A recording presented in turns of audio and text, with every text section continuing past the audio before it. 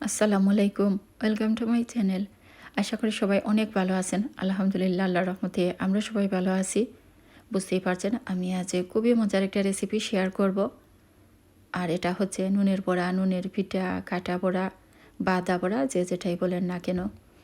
আর এটা জনপ্রিয়, সবাই আমরা কম বেশি জানি। আর খেতে যে এটা কতটা মজার সেটাও আমরা জানি। তো এই নুন গড়া পিঠা বানানোর জন্য আমি বড় সাইজের একটা পেঁয়াজ কেটে নিয়েছি। আর 2 থেকে 3 ইঞ্চির মতো আমি আদা কেটে নিয়েছি।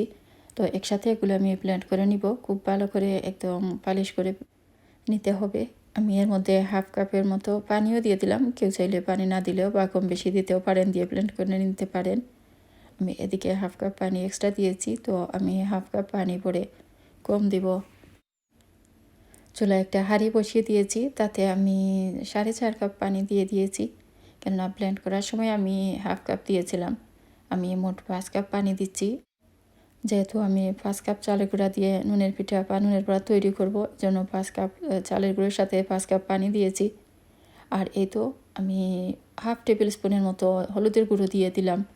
অবশ্য আপনারা চাইলে একটু কম বেশি করে হলুদের গুঁড়ো নিজের ইচ্ছে মতো দিয়ে দিতে পারেন। আমি হাফ টেবিল স্পুন দিয়ে তারপর মনে হয়েছে যে আরেকটু দিব, তো আরেকটু দিয়ে দিয়েছি। একটু কালারফুল হলে ভালো লাগে, আবার একদম একটু বেশি হলেও কিন্তু ভালো লাগে না, আবার একটু কম হলে কেমন যেন কালারটা লাগে।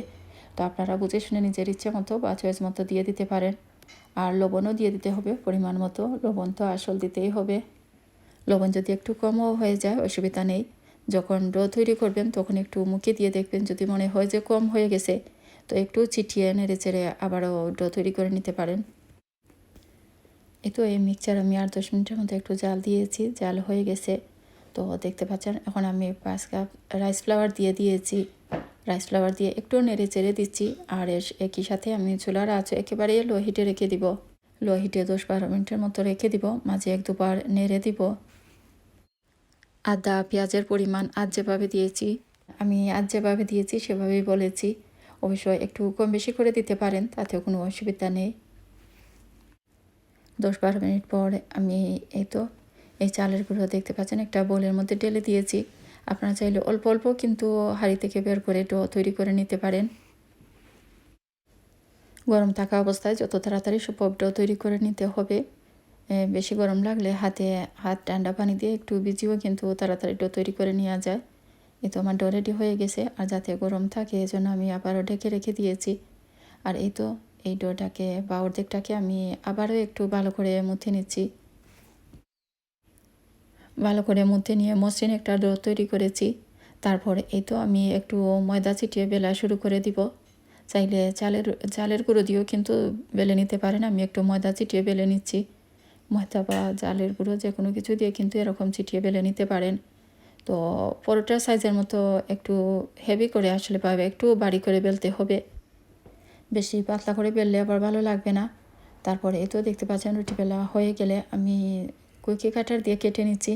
নিজেদের ইচ্ছে মতো যে কোনো শেপে কিন্তু আপনারা কেটে নিতে পারেন। এই কাটা অংশগুলো একত্রে আবার মধ্যে নিয়ে এগুলো দিয়েও আমি আরও পিঠা তৈরি করে নিব। এতগুলো নুনের পিঠা তো আর একসাথে খাওয়া হবে না, এগুলো আমি ডিপ ফ্রিজে রেখে দিব। আর সবসময় এভাবে রাখি, বেশ কয়েক মাস কিন্তু ভালোই থাকে। তো আমি পরোটার ভিতরে যে ক্লিয়ার পলিথিন থাকে সেগুলো বিছিয়ে দিয়ে এর উপরে আরও পিঠা দিচ্ছি বা নুনের বড়া দিচ্ছি, দিয়ে এরকম যতগুলো রাখা যায় আর কি রেখে দিব। ফ্রিজে রেখে দিব, আর যখন শক্ত হয়ে যাবে তখন একটা ব্যাগে ভরে রেখে দিব আবারও ডিপ ফ্রিজে।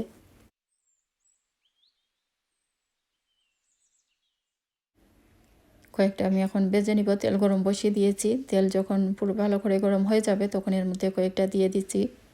আর আমি এগুলোর দুপাশই ভেজে নিব। এক পাশ ভাজা হয়ে গেলে উল্টিয়ে দিয়ে দিব, অপর পাশটাও ভেজে নিব।